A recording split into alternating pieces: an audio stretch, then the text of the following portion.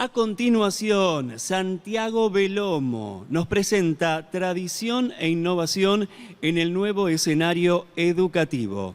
Él es doctor en Filosofía de la UMBA por la UNSAM, decano de Educación y miembro del Consejo de Dirección en la Escuela de Educación de la Universidad Austral. Consultor en gestión educativa y docente en el programa de educación para la sustentabilidad.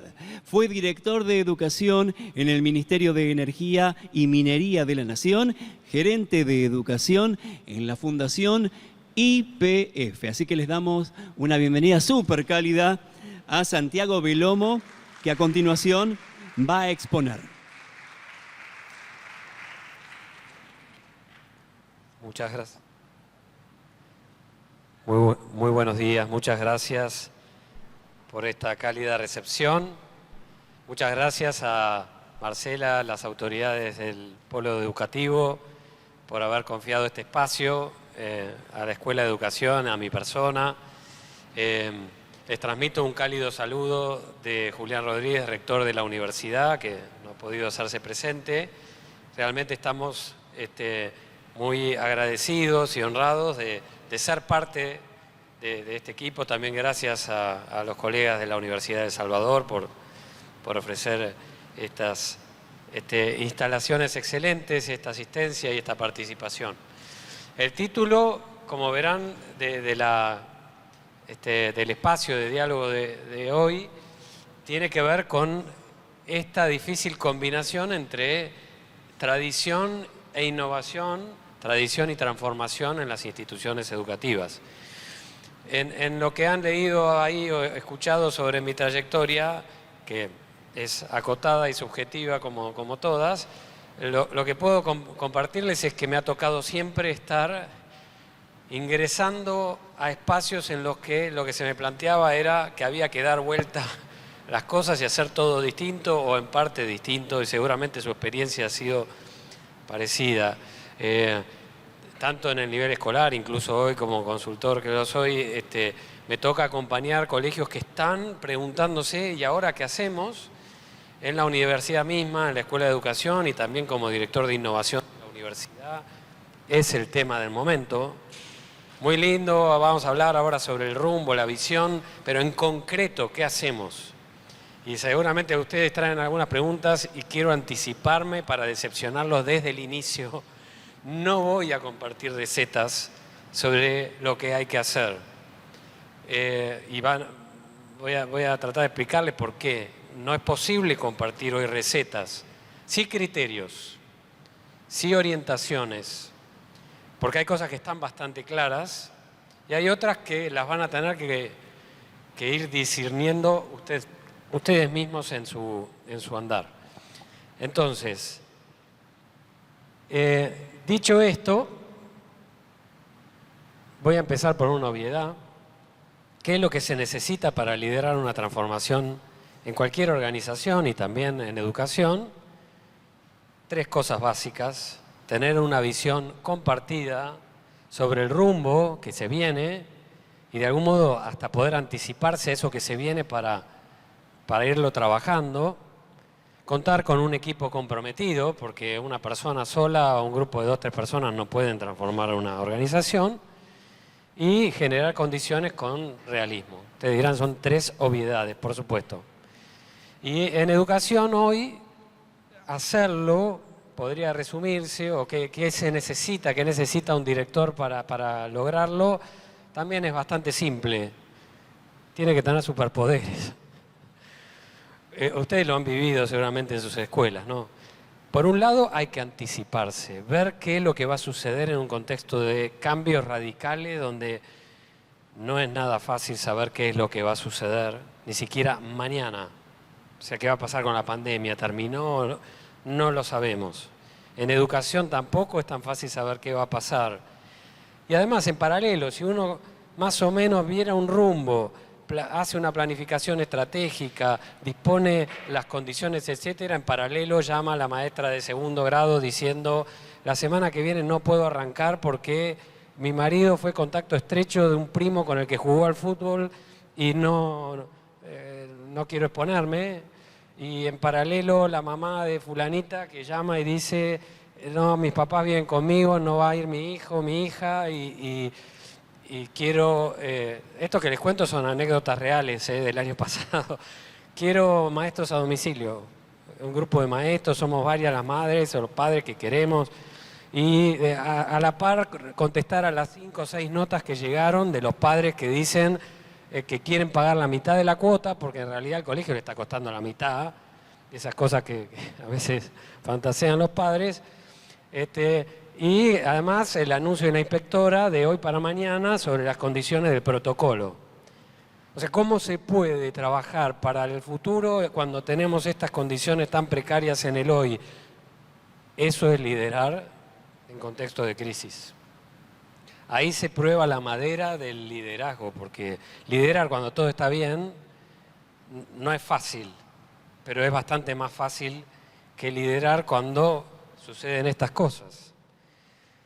Entonces, vamos a ir repasando estos puntos de tener una visión, contar con un equipo comprometido, generar condiciones realistas para después tratar de ver si encontramos alguna vuelta para esto de conciliar tradición e innovación.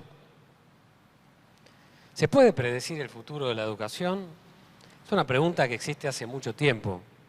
Uno de los que se la hace es Nietzsche, ¿sí? Seguramente varios de ustedes tendrán en su mesita de luz, así hablaba Zaratustra, por ejemplo, un texto célebre de él, lo leerán a la noche para dormirse tranquilos.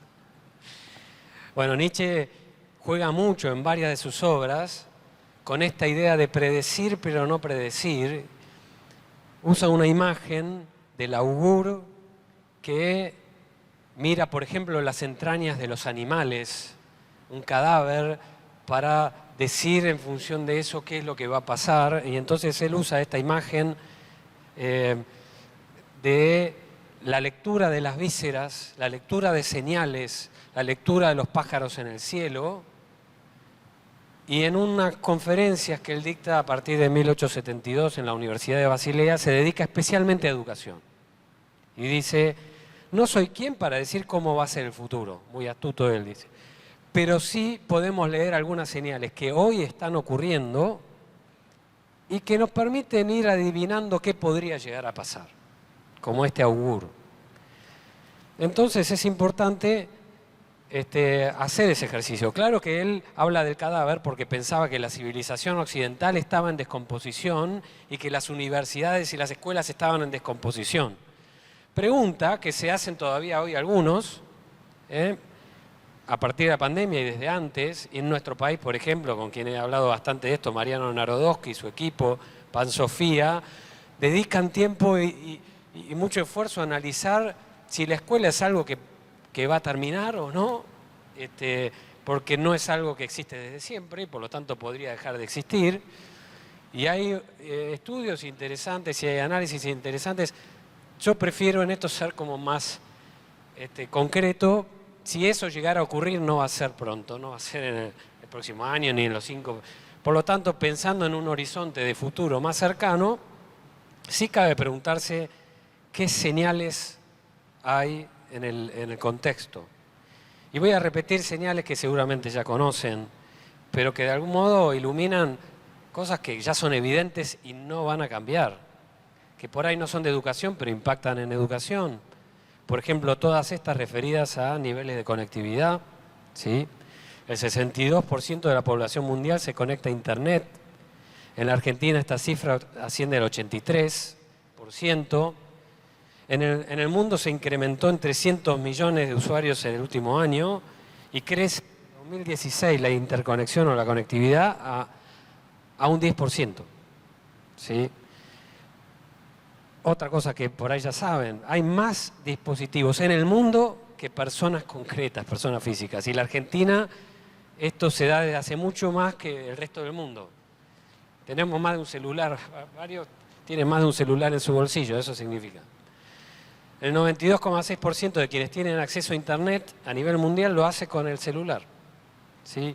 Y 1 de cada 3 usuarios es menor de 18 años, ¿sí? Y el promedio de horas es de 6,58 a nivel mundial. Filipinas tiene 9 y pico. ¿sí? Horas diarias de conexión, y en América Latina está en el top 10. Argentina es uno de los países donde más tiempo de conexión se invierte, al igual que Colombia, Brasil, México. Nos está hablando de algo que ya vivimos diariamente, el nivel de conectividad online,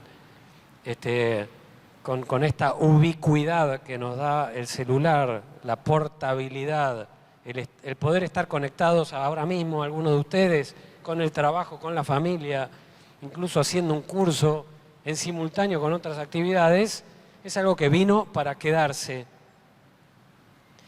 Y en lo que hace a esta transformación, yo recuerdo cuando empecé a estudiar el tema, fines de los 90, surgieron grandes discusiones, ¿no?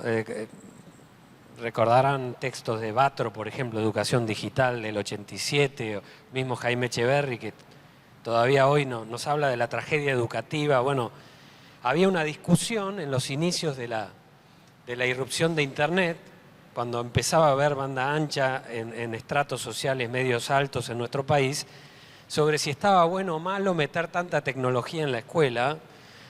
Esa discusión fue muy fuerte entonces, después bajó un poco el tono. Apareció otra discusión de la que nos habló recién Mercedes, que se instaló cuando apareció la revolución 4.0, la transformación digital, en los servicios, la industria en general. Y entonces en educación empezó a discutirse no hace tanto tiempo sobre el futuro del trabajo, el trabajo del futuro, las capacidades del futuro. Mencionaba Mercedes lo del Foro Económico Mundial, también estudios de la OCDE, estudios del Banco Mundial. A mí, les confieso, me aburrió en un momento que todo el mundo estudiaba lo mismo: el futuro del trabajo, el trabajo del futuro, las capacidades del futuro. Y la escuela y la educación se metió en ese tema, pero le hizo ole a la transformación digital, porque era estudiar lo que pasaba en otro lado, pero la escuela medio quedaba bastante fuera de esa transformación que ocurría en el mundo de los bancos, ocurría en el mundo de las industrias motrices, en el mundo de la música, en el mundo de la prensa. Todos se iban transformando y la educación estudiaba cómo formar a los cuadros de esos servicios, de esas industrias. Esto que ya hemos escuchado hasta el hartazgo. Estamos formando generaciones de personas para trabajos que no existen. ¿Cuánto lo hemos escuchado? Pero seguía siendo la educación un outsider de esa transformación. Con la pandemia eso cambió. Con la pandemia no le quedó otra a la educación que meterse en algo que ya venían viviendo otros espacios. Entonces empezó a vivir la industria, empezó a vivir la influencia de ciertos pilares que estaban incidiendo en estos otros campos hace tiempo. Esto de la ubicuidad de la que hablábamos, el Big Data, hasta hace poco en educación, Big Data era un sueño, y ahora ya empieza a hablarse de la necesidad de contar con datos en dimensiones descomunales para procesarlos con inteligencia artificial, machine learning, etcétera, para tener online, en tiempo real, una bitácora de datos, un dashboard, como gustan decir los tecnólogos, donde, por ejemplo, el docente podría tener en simultáneo el informe real o de la última semana, del último mes, de cuántos minutos estuvo conectado cada alumno, dónde se traba, dónde no se traba, si el tiempo de duración en tal alumno de resolución de una actividad es mayor o menor. Eso hoy es materia de estudio a nivel mundial. Yo he tenido que evaluar papers en China, por ejemplo. China y Gran Bretaña rivalizan hoy para ver quién hace mejor todo este trabajo de aporte de datos para la toma de decisiones pedagógicas. Lo que trae la revolución 4.0 y genera una alianza impensada con la educación es esto de la centralidad del usuario. Que en educación no hablamos de usuario, hasta está mal dicho. Centralidad del alumno. Sí, pero de algún modo ahí se tocan las aristas, porque lo que trae la tecnología es esta idea y la revolución digital, pensá en términos de quien te está escuchando. de quien está aprendiendo. No pienses en términos del que enseña. ¿Hace cuánto que venimos hablando de esto en teorías pedagógicas diversas, ¿no? Centrarse en el alumno, no en el docente. Student agency hablan ahora en algunos ámbitos internacionales, ¿sí? Otra novedad para educación, pero no para el resto de la transformación digital. Digital by default, lo llaman algunos especialistas. Pensá en digital. Vieron que la pandemia ocasionó que a la fuerza tuviéramos que pasar a un enfoque digital y varios lo designaron enseñanza remota de emergencia. Porque en realidad lo que hacías era, lo que tenía pensado para lo presencial lo replico en digital. Bueno, eso está mal, dicen. Está mal. Porque ahí vos pensaste una clase presencial, no pensaste una clase virtual, una clase con soporte digital. Pensar en digital significa ya en la planificación estar repensando. Si yo iba a dar una explicación de 1 hora sobre el funcionamiento del oído, bueno, fíjate en la web, googleá y vas a ver, me llegó el otro día, mi hija estudia medicina, me mostró un videíto de 8 minutos sobre el funcionamiento del oído, que yo que no entiendo nada, entendí perfecto. ¿Se oye? Ahí. Lo entendí perfecto en 8 minutos y para ella por ahí hubiera sido una clase de 2 horas, compleja, llena de palabras y bueno, todo con gráfica digital, con sonido, con ejemplos. Eso hoy, de lo que quieran, lo tenemos disponible. Entonces, esta transformación de pensar en digital es algo que ya existía, en educación empieza a cobrar auge y ni hablar del tema de las plataformas. Recomiendo un texto de Axel Rivas que habrán leído, La plataformización de la educación, que es mucho más que la existencia de plataformas a nivel mundial. Este material, si lo puedo dejar, no se hagan problema. La plataformización implica mucho más que el auge de plataformas internacionales que empiezan a actuar de soporte en varias escuelas, universidades, con lo cual la pretendida democratización de la enseñanza, dicen algunos, se vuelve real y hay un soporte comoditizado de recursos a la mano de cualquier persona, con plataformas que además son adaptativas, se adaptan al ritmo del alumno, descubren si el alumno se maneja mejor con imágenes visuales o no, descubren cuáles son los tiempos, los recursos, dónde se traba y le dan más ejercicios de eso, de dónde se traba. Entonces uno escucha todo eso y dice, a la flauta, ¿qué va a pasar con el docente? Y ahí, por supuesto, los más entusiastas dicen, bueno, el docente, muchos van a desaparecer, otros van a tener que transformarse porque si no se quedan sin trabajo. No es mi opinión, después le voy a dar mi opinión, pero realmente la transformación que ya se está viviendo, esas señales de las que hablaría Nietzsche si estuviera viviendo, ya están ocurriendo. ¿Cuánto de eso va a quedar? No sabemos. Y no hay manera de saber cuánto de esto es espuma, cuánto de esto es realidad para quedarse. ¿Sí? Bueno, paso por alto iniciativas, pero habrán escuchado hablar de varias de ellas, de plataformas que ya existen, adaptativas como Dreambox, universidades que emulan todo el sistema de Oxford, como la Wolf University, con la personalización de Oxford, de la tutoría diaria de los alumnos, pero todo virtual. Todo virtual. O el Cool Project que lanzó hace unos años, en 2016, la entonces ministra de Nueva Zelanda, comunidades online de aprendizaje en todo el país conectado, proyecto de ley que después no prosperó, es interesante saber por qué, etcétera. Entonces tenemos ya un problema con la visión. Hay señales claras de cosas que están ocurriendo, no hay manera de saber, a mi juicio, que de esto va a ser una realidad estable, que es espuma y que va a ser un poco de esto y un poco de lo tradicional, ¿sí? Segundo, contar con un equipo comprometido. Estoy diciendo todas obviedades, pero ustedes sabrán tolerar. Un estudio interesante salió durante la pandemia de un equipo de Canadá, las barreras para la transformación institucional, las resumen en 5 pilares, ¿sí? Las siglas son reduce en inglés, no coinciden con la traducción castellana que armé yo, que puede ser equivocada, usted corríjame, pero el sentido que le dan a la palabra reactance tiene que ver con la resistencia. La primera barrera es que cuando alguno de ustedes se entusiasma también con la transformación digital y quiere ir a transformar su escuela, naturalmente se va a encontrar con resistencia.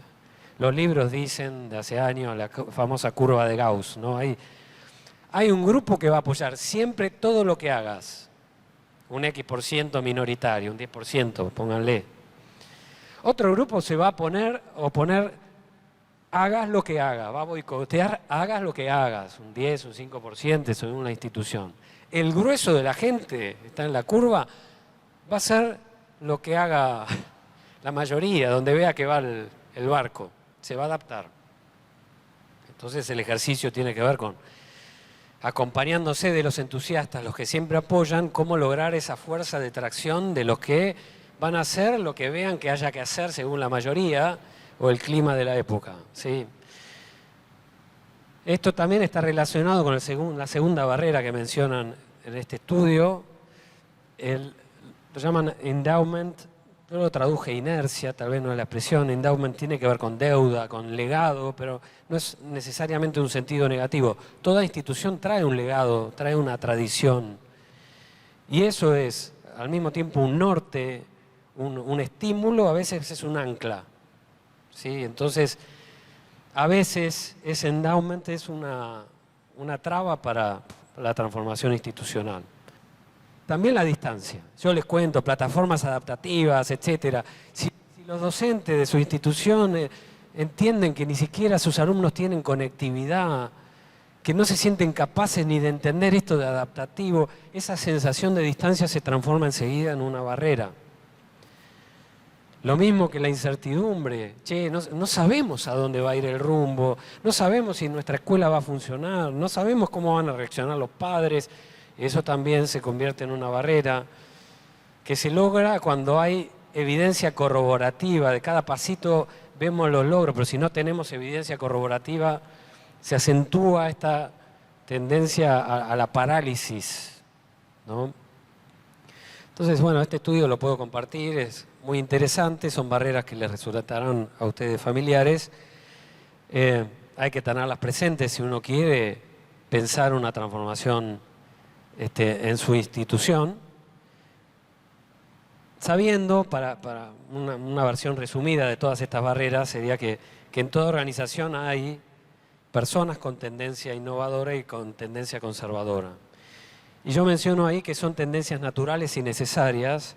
Lo de necesario es porque cuando uno logra asumir la necesidad de ambas, lo que surge en el punto intermedio entre la confrontación es generalmente lo que prospera. Es bueno tener personas conservadoras que te dicen, no sé, tablets para todo el mundo, sí, no.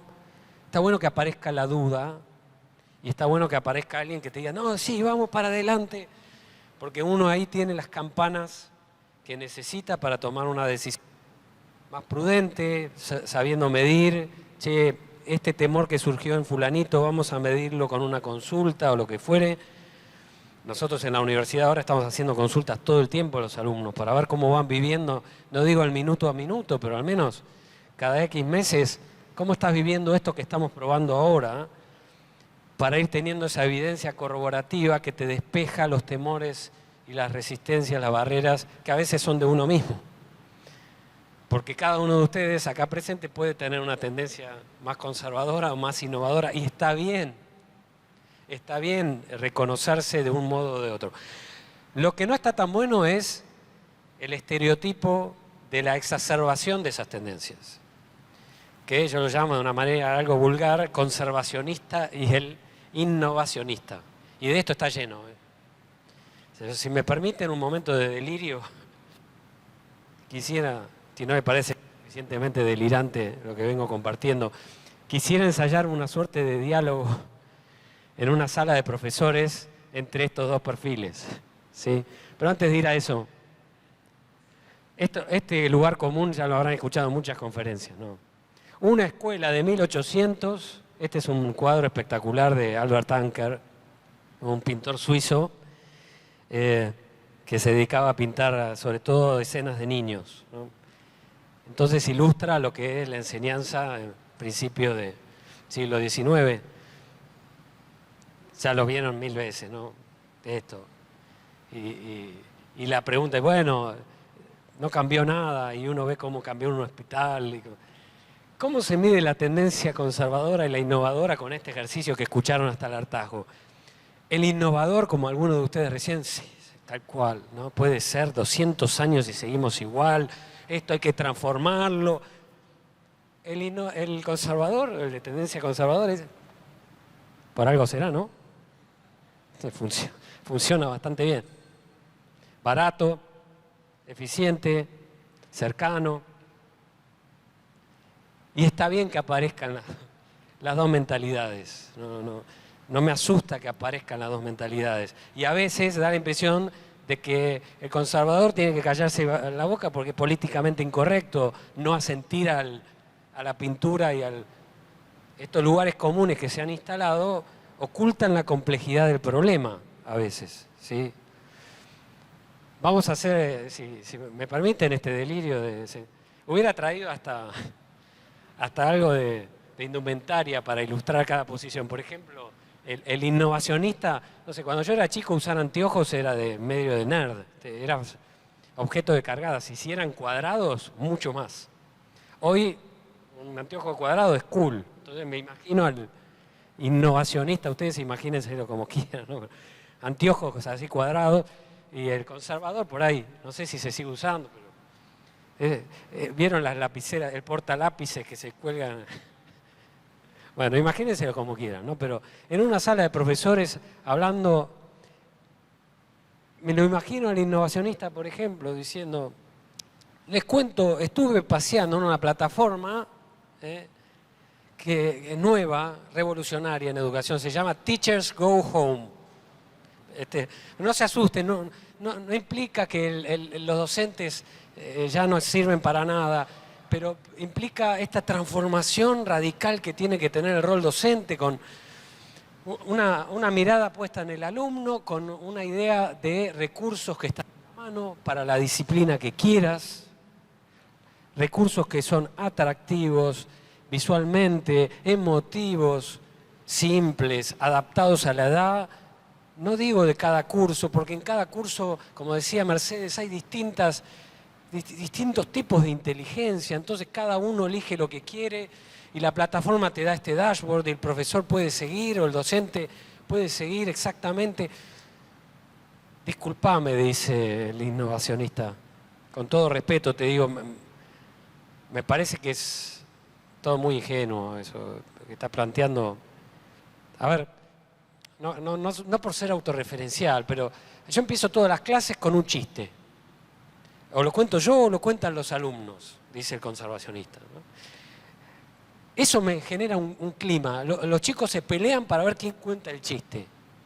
Imagínate a la mujer de Google Maps contando desde la plataforma un chiste. La tecnología carece de emoción. Vos ves a los chicos cuando estás contando algo, explicando algo y le brillan los ojos. Y le brillan los ojos a ellos porque a mí me están brillando, porque yo estoy entusiasmado. ¿Qué máquina está entusiasmada? Disculpame, dice el innovacionista. El que está simplificando acá sos vos. Porque eso mismo que decís del entusiasmo, qué sé yo, lo tenés con los recursos que te da la misma plataforma.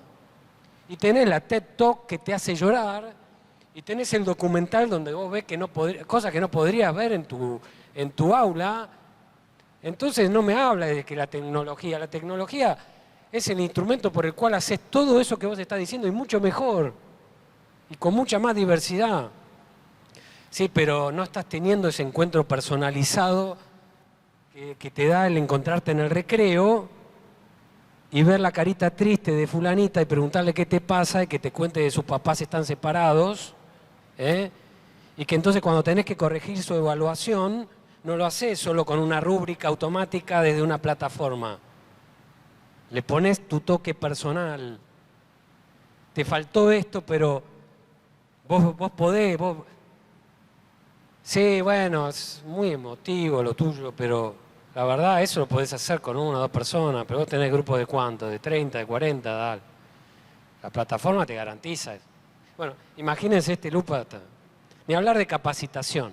El innovacionista diría, ya fue la capacitación jerárquica, hoy es todo horizontal y hasta, en vez de una conferencia aburrida de Belomo que nos habla, una desconferencia hay que hacer. No sé si escucharon la expresión. A mí me la propusieron más de una vez cuando estaba en el Ministerio de Modernización, porque ahí todo este lenguaje, lo agile, el coach, todo eso era como obligatorio. Y esa obligatoriedad para el innovador es como central. La desconferencia, para el que no lo sabe, es un espacio donde hay subespacios de encuentro, donde la gente va rotando 5 minutos en 10 minutos en aquel, y es un esquema descontracturado de enseñanza colaborativa, ¿sí? Que no digo que no valga. Estas tendencias exacerbadas conviven en educación hoy. Y hay gente que habla desde una posición innovacionista y hay gente que habla desde una posición conservacionista. ¿Y por casa cómo andamos? Sería la pregunta. Le voy a invitar a ingresar a menti.com, cargar ese código. Después en un rato vamos a ver los resultados, así damos tiempo. Pero es muy importante que esto lo bajemos. Ahí en el Menti tienen una consulta sobre cómo se reconocerían ustedes. No se asusten, no hay que poner nombre y apellido. Y también a quienes están escuchando del otro lado de la línea, los invitamos a participar. Ingresan a la página, ponen el código, les van a aparecer esta primera pregunta y después otras dos. Una tiene que ver con si ustedes han sentido en algún momento de la pandemia fuertemente la tentación de dejar la vocación. Y la segunda pregunta tiene que ver con si han experimentado algunas de las evidencias o algunos de los rasgos que algunos especialistas en burnout dicen que caracterizan al burnout. Es un análisis interesante. Yo no he visto estudios en la Argentina sobre esto. Vamos a ver si podemos armar un microestudio piloto de cómo andamos con esto de el ser de tendencia innovadora o conservadora, el de haberse replanteado la vocación, haber vivido algunas de las expresiones o rasgos del burnout. De modo intuitivo, ¿alguno de ustedes se anima a comentar, por ejemplo, si ha pensado en abandonar su vocación docente o directiva durante la pandemia? Levante la mano el que lo ha sentido. ¿Se anima alguno? Gracias. Gracias. Conozco muchos, gracias por animarse.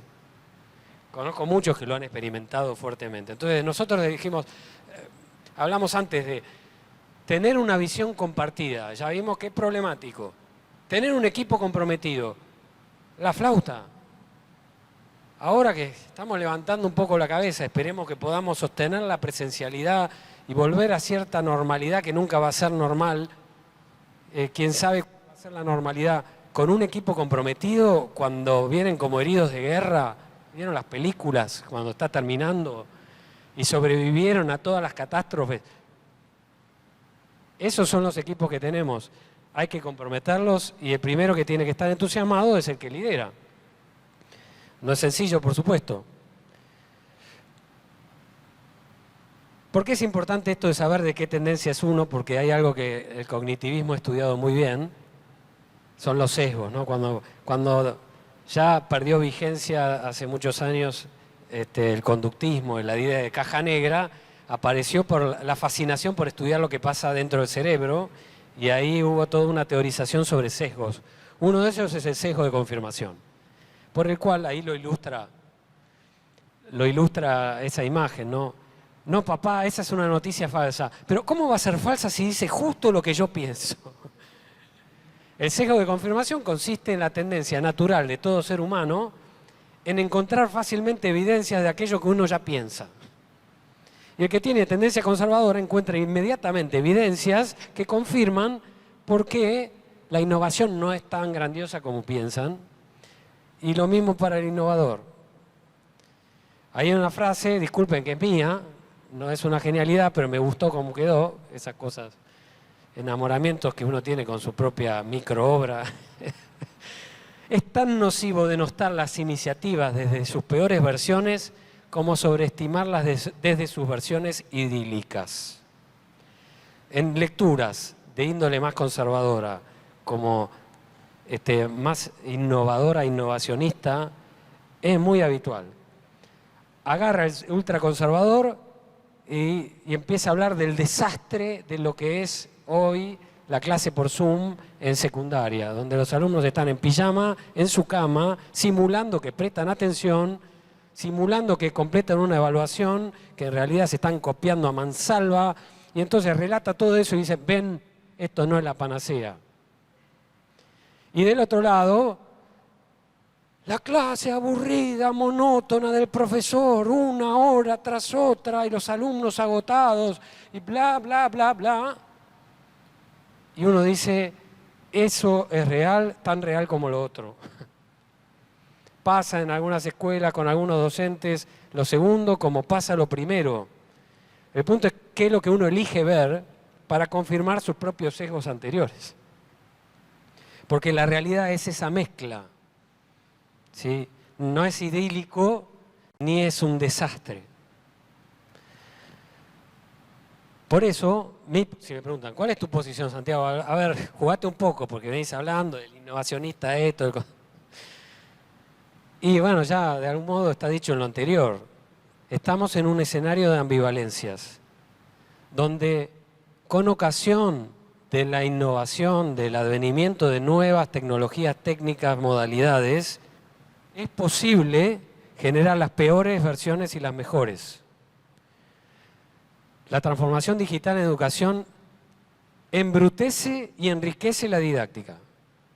He visto docentes que reciben el menú de cómo hay que preparar la clase, paso 1 esto, paso 2 lo otro, paso 3, porque hay que adaptarse a lo que la plataforma supuestamente te dice. Desaparece la creatividad. He visto docentes que hacen maravillas gracias a la tecnología. Comoditiza, vuelve todo como microempaquetado con el microlearning y la microcredencial que habrán hablado ahora que está súper de moda y supuestamente itinerarios súper personalizados, pero donde todos tienen 4 o 5 opciones y no te podés salir de esas que vienen empaquetadas, o realmente itinerarios hechos a medida de cada persona con un docente que va eligiendo exactamente lo que conviene. Por eso el docente puede descentrarse o recentrarse, realmente dar lugar a esta prioridad del alumno de la que tanto hablamos hace años, o convertirse en un mero auxiliar de ideas, secuencias didácticas que armaron otros. Puede empoderarse al alumno, que realmente el alumno descubra que él tiene más que nunca la posibilidad de ser protagonista de su aprendizaje, o puede generar estas simulaciones de las que antes hablábamos. Puede ayudar la tecnología a desmitificar la presencialidad como esa cosa sagrada que es irreemplazable al 100%, pero también ayudar a resignificarla. Y en una combinación, decir, bueno, ¿qué voy a hacer en lo presencial? Y hagamos algo que puedo hacer solo en la presencialidad y dejemos para eventualmente la virtualidad. Y ahí importa mucho la edad, no es lo mismo nivel inicial, por supuesto, si está formando hábitos de socialización primaria. Bueno, resulta claro cuál es el lugar de la presencialidad en ese esquema. Yo no soy especialista, ustedes lo son seguramente, me corrigen si digo un disparate. Perfecciona o banaliza la evaluación, asegura la diversidad o estandariza o homogeneiza. ¿De quién depende que pase una cosa o la otra? ¿Qué dirían? del docente y detrás del docente de ustedes, quienes son directivos. Por eso hay un punto en que el rol del directivo hoy es más imprescindible que nunca en términos con la visión. Y después vamos a retomar esto sobre el final. Porque hay cosas que si el directivo y el docente tienen claro, van a saber aprovechar todas las genialidades impensadas que trae la tecnología para que se haga lo que el docente quiere. Pero no es la tecnología la que manda. No es el innovacionismo, el estar en la cresta de la ola por estar en la cresta de la ola. Entonces, hay una tarea de tipo cocina gourmet, del catador que dice, pruebo esto, esto está bueno para esto está bueno para lo otro, donde se juega de vuelta la madera del liderazgo. Hablamos de la madera antes para sobrellevar el peso de la pandemia, de la incertidumbre. Esta es otra madera, es una madera intelectual, de tener buena formación, suficiente experiencia, prudencia, buenos consejos, saber elegir los consejeros para no comerse buzones, con perdón de la expresión, no es muy académico. Pero es una época donde hay mucho negocio dando vuelta. Las grandes consultorías a nivel mundial están todas contratando servicios de innovación pedagógica. Yo me canso de recibir una vez por semana o cada 2 semanas recibo búsqueda de perfiles de Globant, de Accenture, y está muy bien que lo hagan, pero se volvió un negocio del momento, ser diseñador instruccional, ser líder de proyectos de innovación educativa. Entonces gente que viene de mundos diferentes, habla de educación y por ahí entiende, y por ahí no entiende nada. Y el director ahí es el que sabe filtrar, el buen docente también. ¿Cómo vamos hasta ahí? ¿Los aburrí? ¿Los saturé? Ya vamos llegando al último tramo. Sí, así abrimos a preguntas, comentarios, críticas también. Una obviedad, pero que a veces tampoco se tiene tan presente. La idea de relatividad de la innovación.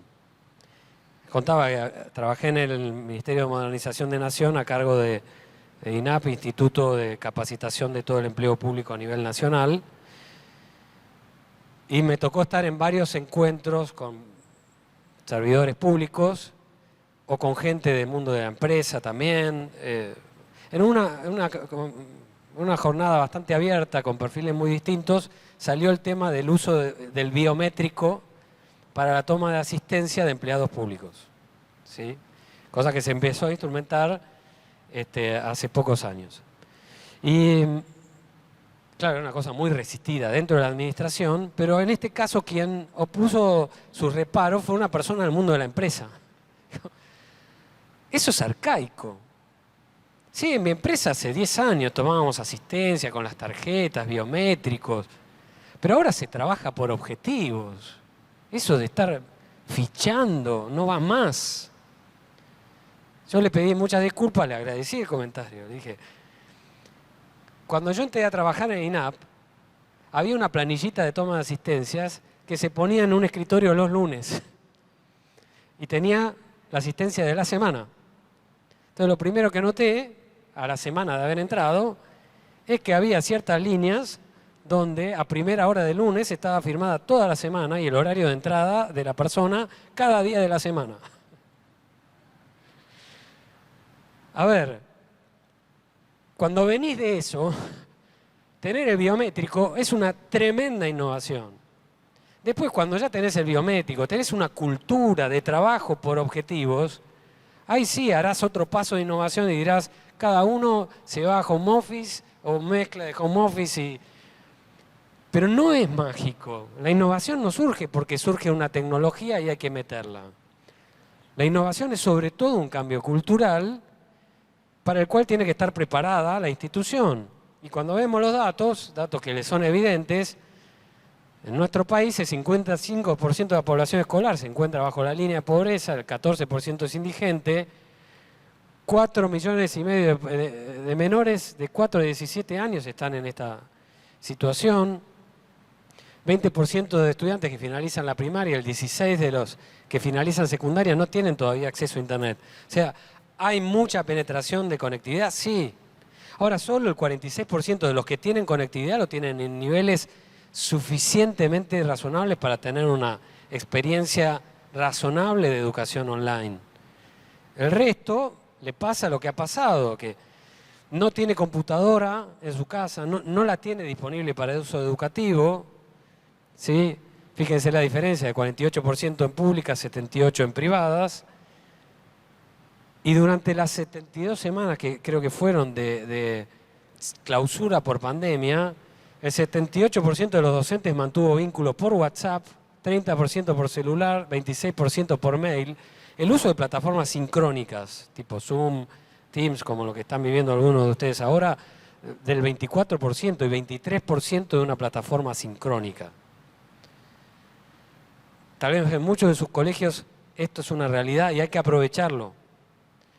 Pero si no lo es tanto, bueno, la innovación hay que graduarla a lo que convenga. Y entonces la plataforma adaptativa de la que hablábamos tendrá que esperar, ¿sí? O no, no lo sé. Es una decisión prudencial para la que, yo decía al principio, no hay recetas, porque quien les venda una receta seguramente esté perdiendo de vista cosas importantes que ustedes conocen de su institución, de sus docentes, de sus alumnos y sus familias. Nada, simplemente para meterle un poco de humor de Quino, ¿vieron? Ese humor ácido. ¿Cómo que no rema más, Fernández? ¿Estamos o no estamos todos en la misma barca? Y está pasando en el mundo esto, ¿no? Un poco.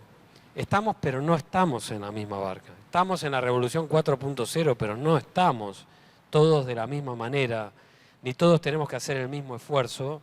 Y es bueno reconciliarse con esta situación, asumirla y ver cómo trabajar. Ahora sí, retomemos el ejercicio que fueron haciendo ustedes y les voy a pedir ahí, Nico, si podemos cambiar, switchear de pantalla para ir viendo qué aparece. ¿Qué están diciendo ustedes mismos? La mayoría se ubica en una tendencia innovadora, aunque algunos de ustedes con valentía dicen, porque es políticamente incorrecto, y mucho más en un congreso que se titula Big Bang, y no, a mí me sale ser más conservador. Está bien, vale reconocerlo. Algunos se reconocieron como innovacionistas. Es a los únicos que les diría, tal vez no está tan bueno si sos un ultra fanático, porque estás perdiendo de vista cosas muy importantes. La tendencia es algo natural, hasta viene con nuestra psicología de raíz, de lo que hemos vivido, nuestro temperamento. El innovacionismo y el conservacionismo ya son posiciones extremas que conviene moderar. Pasemos al siguiente resultado. Si podés apretar el clic. Ahí creció un poco, a ver si actualizó. Subió al 80 la tendencia innovadora, 11 la conservadora y 9 la innovacionista. ¿No está el acceso tal vez cuando pasemos ahora? ¿Ahora? El anterior, por favor. No, ¿es la siguiente entonces? Sí. Esta. Sí, perdón, eso es un problema de programación mío. Pido disculpas, pero lo podemos hacer ahora, si estamos bien con los tiempos. Me fijo. Bueno, ya estamos llegando al cierre. Así que les pido acá velocidad, que la están teniendo muy bien.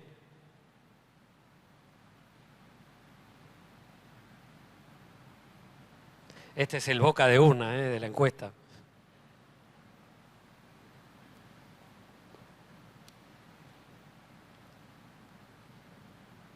Bien, ahí uno tuvo esta situación ya de crisis, ¿no? Bueno, mejor de lo que esperaba, muy bien. Tienen madera resistente. Bueno, mientras siguen, acá ya se perfila una tendencia, pasamos a la siguiente. Mientras sigan completando, por favor. La siguiente pregunta es si experimentaron alguno de estos cuadros, que están usualmente asociados al síndrome de burnout. Puedo pasarles alguna bibliografía.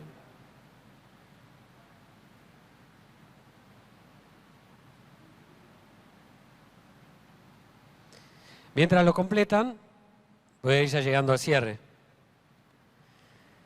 que es un cierre complejo. Todavía no sé cómo lo voy a cerrar.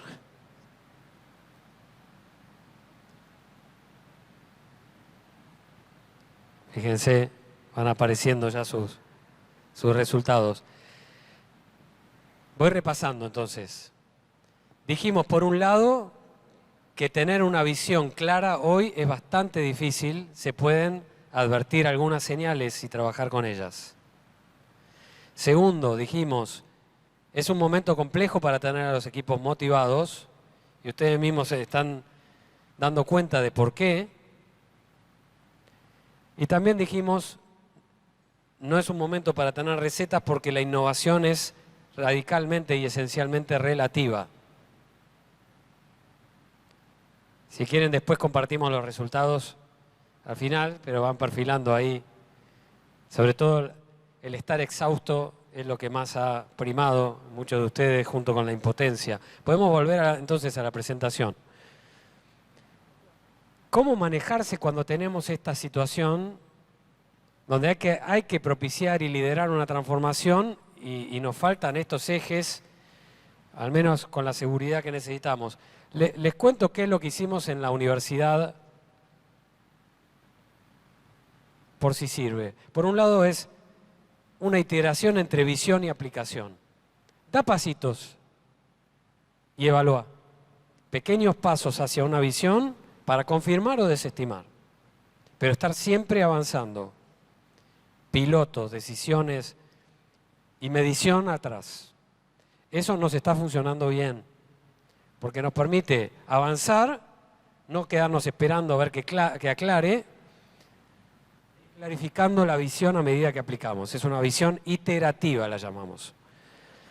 Ser flexibles, que todo lo que hagamos pueda ser reversible, potenciar la identidad, y ahora cierro con eso, considerar las capacidades institucionales, actuar con agilidad, actuar en diálogo y consenso, siempre considerando lineamientos jurisdiccionales y las tendencias, y estamos trabajando, para abreviar no relato, cómo trabajamos cada punto, ¿no? Pero este esquema nos está funcionando bastante bien, porque lo que nos dice la misma comunidad de docentes y de alumnos es que notan cambios, pero al mismo tiempo no nos casamos con una receta que implique una transformación, como se la llama en los libros, disruptiva organizacional. Es más bien una innovación incremental.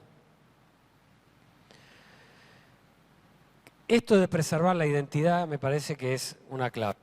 ¿Sí? Cada uno de los colegios o instituciones en las que ustedes trabajan tienen o debieran tener un rasgo identitario por el cual esa institución es reconocida. Por distintas causas puede serlo. Por un ambiente familiar, porque se prepara para la internacionalización, porque en la expresión artística y deportiva se destaca mucho más que el resto. Pero eso, aquello por lo que se destaca y que se considera esencial, si no está claro, ahí hay mucha zozobra. Flexibilidad sobre un anclaje. ¿Vieron los juguetes de los chicos, esos que usan los bebés, que golpean y el juguete se mueve para allá, pero siempre vuelve a quedar parado? Esa firmeza, esa seguridad en lo esencial, en la institución y en educación. Y ustedes saben que lo esencial en educación tiene un componente bastante inalterable. Y si dicen, hablábamos, socialización primaria en el nivel inicial. ¿Sí? Formación en lectoescritura, educación emocional, que los chicos sepan aprender a poner en palabras sus propias. Hay un montón de cometidos, de misiones de la educación que no cambian, que son esenciales a la educación.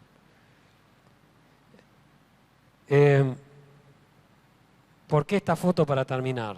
Un autor, John Henry Newman, que estudié bastante tiempo, hace unos años, se dedica a evaluar las transformaciones de instituciones y de ideas. Y me dejó grabada una expresión que tiene una reflexión. Dice, las mariposas viven una transformación que para algunos podría ser considerada disruptiva y radical. En un momento fueron larvas eso que parece esencial implica un cambio de acuerdo con lo que la misma esencia de la mariposa exige. Y dice la inversa, a veces lo que genera el desvío de la propia esencia es quedarse empeñado en el mismo rumbo cuando todo indica que tenés que cambiar, porque te lo está reclamando la misma organización, o él dice la misma doctrina. Para mí esto fue central en todo mi desarrollo profesional e intelectual. Ser fiel a la esencia a veces implica cambiar radicalmente, pero uno tiene que saber por qué el cambio ese, que es visiblemente radical, en el fondo es un desarrollo de lo que siempre estuvo reclamado e incubado en la organización. Y eso lo sabe la mariposa. Lo sabe la mariposa. Entonces, si cada organización se conoce y ustedes como líderes van a saber dónde hay que cambiar radicalmente para ser fiel a la propia esencia. Muchas gracias. Muy bien. Gracias. ¿Querés tomar tus cosas, Santiago? Le proponemos a la audiencia que está aquí aprovechar al señor Belomo para hacerle consultas. Ha sido todo muy, muy arduo, exhaustivo, muy interesante, que se puede desmenuzar. Se han interiorizado también con este ejercicio online sobre cómo se encuentran hoy por hoy. Así que si alguno de ustedes aquí presentes tiene algo para preguntarle a Santiago, estamos, por supuesto, esperando con muchas ganas esa pregunta. ¿Alguien que esté interesado o interesada en hacerlo? Ahí tenemos una consultita.